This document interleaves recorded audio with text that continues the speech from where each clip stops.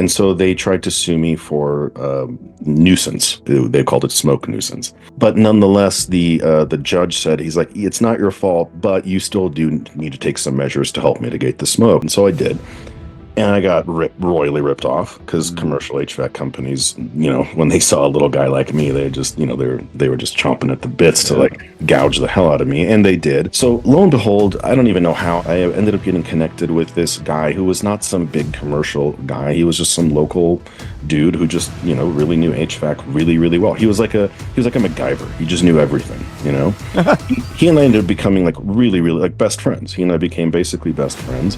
He gave me all the guidance that I need. He did 99% of the work himself, and he did it all for Bud Light. I was pretty uninvolved at that point, and he reached out to me and said, hey, it looks like you've got time. I've got time. Do you want to start an HVAC company with me? I'll be the wrench turner. I'll be the blue collar side of it. You be the white collar side of it. You figure out the marketing and sales, and I'll do everything else. I was like, took me a while to agree to it, but eventually I did. So I started off in the cigar business. That was like my first real business out of college. I opened up a cigar kiosk and then turned that into 4 different retail stores, and then turned that into like this really cool cigar bar that was featured in Cigar Aficionado. And then while I was in that cigar bar, it was in like a kind of like a glorified strip mall type thing, and I had neighbors above and to the side of me, and smoke was always seeping through little spaces and getting into the neighbors' places. And so landlords being landlords, they don't negotiate, they don't talk, they don't even show up for anything. They just call lawyers right away, right? They don't even bother to show up and talk to me. They just stuck lawyers on it. And so they tried to sue me for nuisance. They called it smoke nuisance. And so it wasn't even entirely my fault. The landlord hadn't done his job to seal up the spaces, to prepare the neighbors for having a smoking neighbor coming into the space. That was the landlord's job. They didn't do their work, so they sued me. So I won both lawsuits. In the process of winning both lawsuits, they also had to pay me back my attorney's fees, so that they got really pissed about that. But nonetheless, the judge said, he's like, it's not your fault, but you still do need to take some measures to help mitigate the smoke. So go call a commercial HVAC company and get some quotes to start putting in some high level filtration stuff. And so I did. And I got royally ripped off because commercial HVAC companies, when they saw a little guy like me, they just, they were just chomping at the bits to like gouge the hell out of me, and they did, because they also knew that my back was up against a wall, because I didn't really have much of a choice but to pay them the money or face some serious issues with his judge. So I lost probably $100,000+ with these commercial HVAC companies. Lo and behold, Oh my and God. they were useless. They were completely useless. They didn't offer any advice or help or anything like that. They just overcharged me for a bunch of equipment I didn't even need, that didn't even solve the problem. So lo and behold, I don't even know how I ended up getting connected with this guy who was not some big commercial guy. He was just some local dude who just, really knew HVAC really, really well. He was like a MacGyver. He just knew everything. He and I ended up becoming like really, really like best friends. He and I became basically best friends. He gave me all the guidance that I need. He did 99% of the work himself, and he did it all for Bud Light. Like, I swear to God, Oh, hell yeah. he That's didn't a even good want friend. money. He's like, just give me Bud Light. And I was like, you sure? Like, I'd rather pay you. He's like, no, I want Bud Light. It's like, okay, that's fine. Fair deal. So basically, Done. we became best friends for over a bar tab. So fast forward, the business was running itself. I was pretty uninvolved at that point, and he reached out to me and said, hey, it looks like you've got time. I've got time. Do you want to start an HVAC company with me? I'll be the wrench turner. I'll be the blue collar side of it. You be the white collar side of it. You figure out the marketing and sales, and I'll do everything else. I was like, Mm. took me a while to agree to it, but eventually I did. So lo and behold, we started an HVAC company, and it started going really, really well. Like, it was doing really well. It was growing really quickly, and I was really excited about it. And to this day, I miss that business a ton. Like, I would love to get back into HVAC.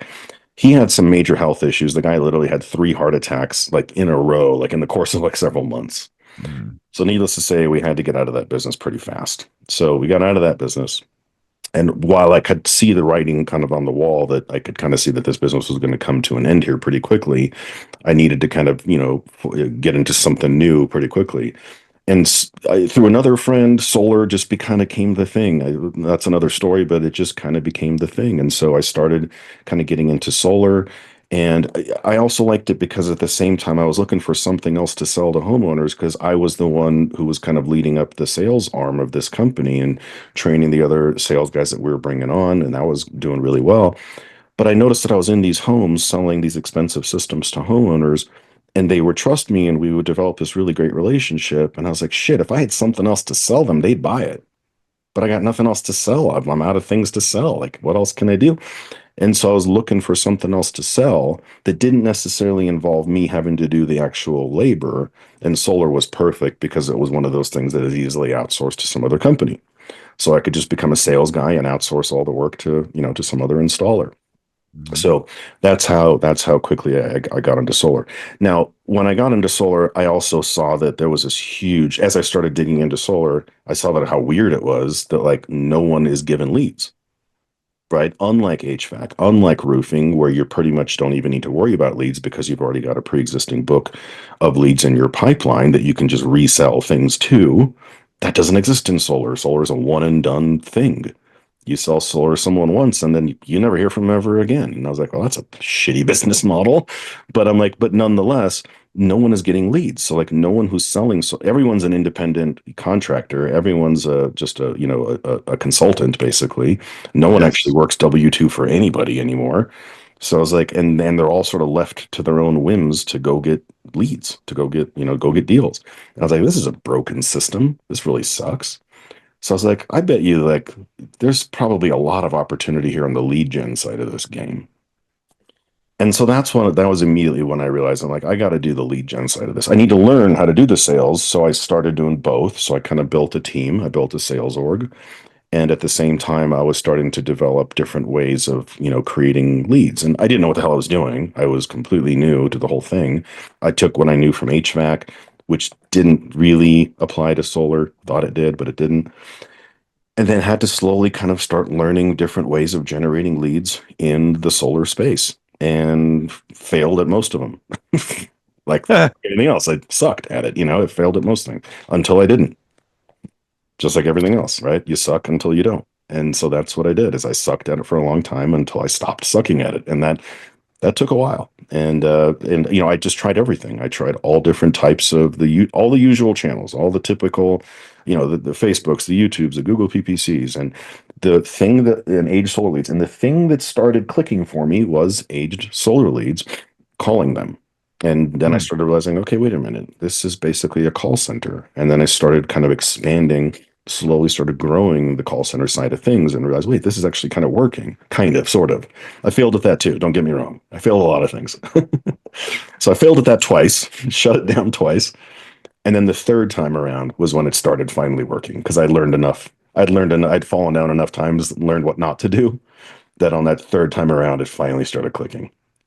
It's embarrassing if I were to tell you how much I lost. It's a lot. It's completely unreliable. Yeah. It's totally unreliable. It's the best, without question. It's the best. Like, not even close. It's the best. Nothing comes close to organic inbound SEO. It's the best. It's also the one thing you have zero control over.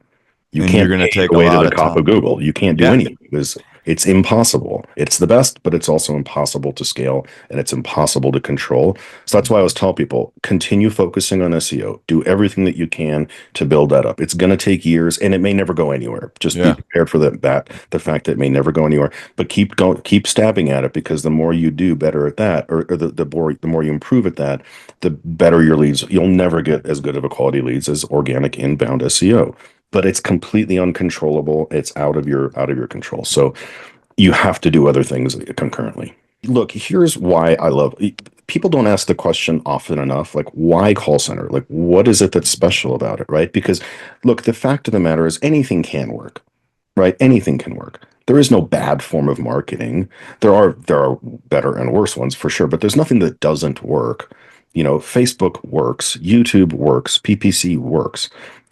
All of them have their downfalls, and you just need to be aware of what they are. But part of the reason why I love call centers so much for most businesses, especially businesses that are in a saturated industry, think roofing, think solar, right? Extremely saturated market spaces. What I love so much about it is what I don't love about Facebook. So I think I usually start the conversation there. Here's what I don't like about Facebook, because that's where most people think of when they think of Right. like getting Yep. into paid marketing as they think Facebook, which makes sense, right? Because it's relatively inexpensive and the barrier to entry is pretty minimal, which is also exactly the problem. Yeah. Anything that's easy to get into is going to get saturated overnight, right? So that's exactly the problem. And the problem when it comes to like Facebook or really any form of simple paid marketing, Facebook, YouTube, PPC, all that stuff, the problem with it is that it becomes so saturated so quickly that then you become a victim to those conditions. And those Mm. conditions specifically are market saturation and ad fatigue. And Mm. companies will start getting into Facebook, like solar or roofing, and the problem is that everyone has the same message. With solar, it's all the same messaging. It's like, save money on your bill, no money out of pocket, blah blah blah.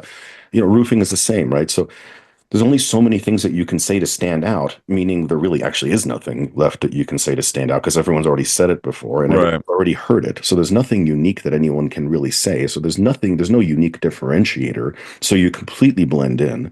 So now you're up against the really, really stiff competition against other people who are probably better, faster, and stronger than you are in some capacity or multiple capacities.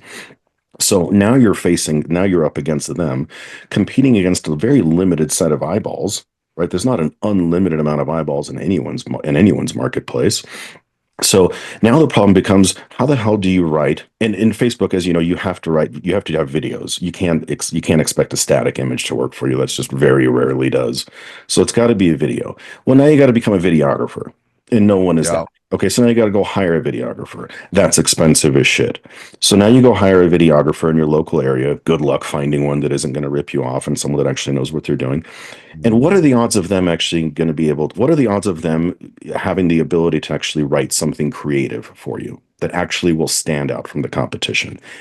I'll just tell you, it's slim to none. Right. And None. you want to know the proof? It's like watch the Super Bowl, right? The Super Bowl is the Super Bowl of football, but also the Super Bowl of the ad world, Yeah. right? Super Bowl And you want advertising. Yep. And then I watched this compilation video on YouTube of every single ad that was aired on the Super Bowl this year. And there was quite a few. It was a lot more than I thought. It was like a 20-minute long compilation. And out of the 20 minutes of back-to-back ads, I swear to God, only two of them jumped out at me as actually kind of entertaining and original. Out of Wow. probably 30. Two out of 30. The rest I were like totally forgettable, completely unmemorable, completely bland and like blah. And I was like, so wait a minute, let me get this straight. You guys spent tens of millions of dollars, hired the best Madison Avenue ad agencies to write to get the best geniuses on the planet to create these videos for you, and even they couldn't do it. All right. So It's what the fuck chance do you and I have? yeah. Zero, zero. I'll tell you, zero. So if they can't do it, if people with tens of million dollar ad budgets can't do it, what the hell chance do you have? So why are we even barking up that tree? It's a mistake. So far, my focus has been on the industries that I've had experience in, which is home services. So up Okay. until now, it's mostly been focusing on solar, roofing, and HVAC. Okay. However, a call center is a call center is a call center. The only thing that limits you from changing industries to something totally different is just the script. That's real. I mean, of course, I'm making it sound overly simplified, and of course, there's a little more nuance to it. But to simplify things, really, it's just get a different script and start calling. So the reality of it is, like, look, we've built out call centers for real estate investors, realtors, mortgage guys, and insurance people. So we've already built them out for those four other industries, and I could just as easily take it to just about any other industry where making a cold call makes sense. As long as a cold call makes sense in your industry, then a call center makes sense in your industry.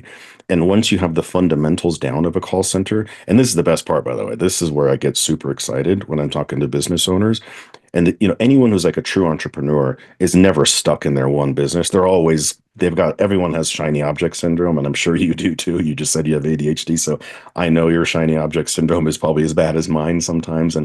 The hardest thing you have to do is shut that part of your brain off so that you can focus on the thing that's right in front of you instead of getting veered off to 1,000 different directions. But that's part of what makes us so unique and such special little snowflakes, right? Right.